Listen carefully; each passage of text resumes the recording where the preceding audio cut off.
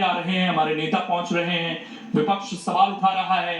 किसानों का क्या हाल है फिलहाल? क्या जो सरकार की तरफ से आश्वासन मिल रहा है उससे आप लोग संतुष्ट हैं कि हाँ समय पर मदद मिल जाएगी सर्वे होते ही?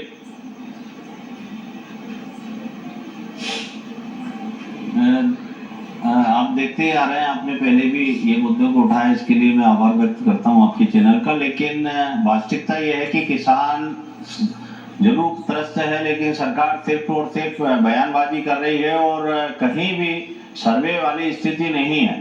और किसानों को अगर कहीं राहत मिल जाए, फौरी राहत, जैसे आपने बोला कि 800 कुछ गांव आ रहे हैं और सर्वे तो अपना आप हुआ रखा हुआ है कि भाई यहाँ इस जिले में ओलावृष्टि हुई है, कहीं 60%, कहीं 80% और कहीं 100% फसलें चौपट हुई है। तो वहाँ सर्वे की आवश्यकता है नहीं, पूरा जिला घोषित किया जाए, कहीं तहसील घोषित किया जाए, कहीं गांव घोषित किए जाए। तो इनके पास जैसे चुनावी टाइम पे कर्मचारियों को लगा देते हैं ये लोग, तो ये भी समय है कि इस समय पूरे जो किसानों की फसलें चौपट हुई है, शासन प्रशासन को मुस्तैदी से लग जाना चाहिए। लेकिन वहां कहीं से कहीं तक जमीन पे अधिकारी भी नहीं दिखाई पड़ रहे हैं, ना नेता दिखाई पड़ रहे हैं। नाम मात्र दिखाने के लिए कैमरे के सामने आते हैं और चले जाते हैं। तो ऐसे में किसानों का भला नहीं होना है। किसानों को बहुत ज्यादा इस समय फौरी राहत की जरूरत है और सोसाइटी वगैरह भरने पे जोर दे रहे हैं, बिजली का बिल भरने पे जोर दे रहे हैं। तो इस प्रकार से आप जबरदस्ती किसानों के साथ कर रहे हैं कि आपका पेमेंट बकाया जल्द से जल्द चुकाया जाए, नहीं तो आपकी कुर्की होगी।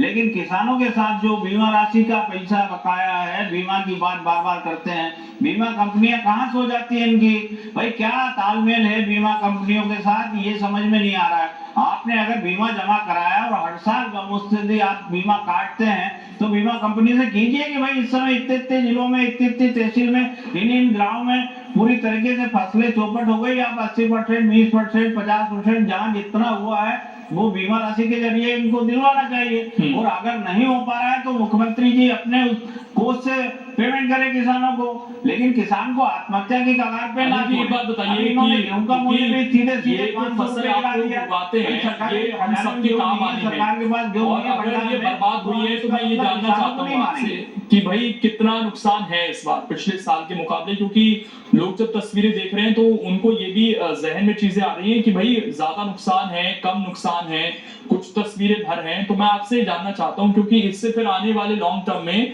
जो एक आम व्यक्ति है उस पर भी बहुत ज्यादा असर जाएगा। अगर मध्य प्रदेश क्योंकि अग्रिम राज्य है गेहूं उत्पादन में, अगर गेहूं खराब हो रहा है तो कितनी मात्रा में इस बार, क्या पहले से ज्यादा नुकसान का आकलन हुआ है? तो इस बार फसल कैसी हुई थी, इसको लेकर भी थोड़ी जानकारी दीजिए।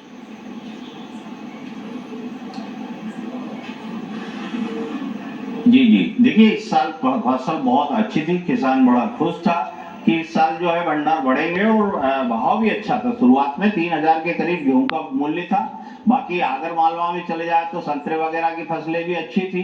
इधर नीमच, मंदसौर, आपका इधर चले जाए ग्वालियर साइड, आपका रतलाम, शाजापुर, इधर की सभी जगह की फसलें बहुत अच्छी थी, इसमें कोई दो राय नहीं। लेकिन ओलावृष्टि ने पूरी तरीके से जमीन में फसलों को दबा दिया है और ये बात मुख्यमंत्री जी को भी मालूम है, ये बात शासन प्रशासन के जरिए उन तक भी पहुंच रही है। लेकिन क्यों इस पे कदम नहीं उठाया जा रही है, बड़ा दुख का विषय है। ठीक, मैं लौट रहा हूँ आपके पास, मैं लौट रहा हूँ आपके पास। धैर्यवर्धन जी जवाब दीजिए इस पर कि मुख्यमंत्री खुद भी जा रहे हैं, वो लोगों के बीच हैं, लोगों को लगातार आश्वासन दे रहे हैं, हम तो रोज बयान उनका सुनवाते हैं।